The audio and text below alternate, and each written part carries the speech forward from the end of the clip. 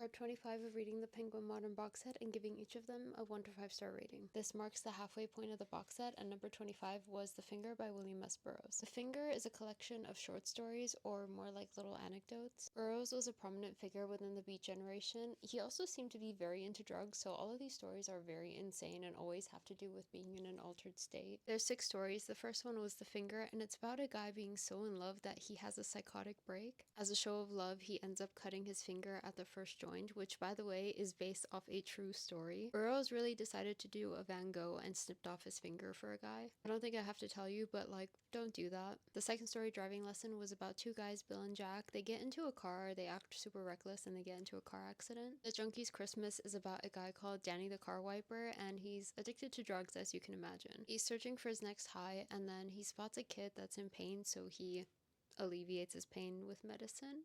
Our story, Lee and the Boys, was something to behold. It's definitely not a story that you would tell your kids before bed. This one takes you through Lee's day and how he sources his supply and takes his supply, and how he invites men of the night to spend time with him. Fifth story, In the Cafe Central, was little anecdotes of different people in this cafe. There's Johnny, who I think was a tour guide, and then there was a guy named Hans that solicits young boys to American and white men. There's a guy named Morton who by all accounts is some sort of loser, and there's a woman with bad teeth.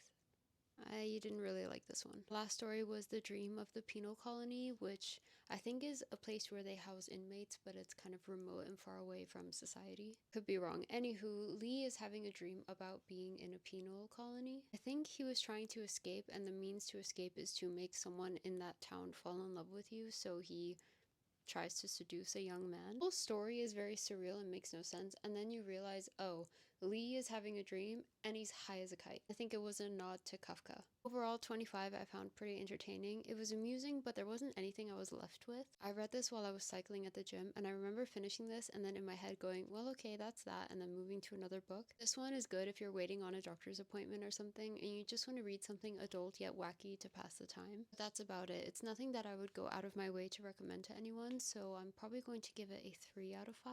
Entertaining enough to read when there's nothing else to read. Number 26 will be The End by Samuel Beckett. See you tomorrow.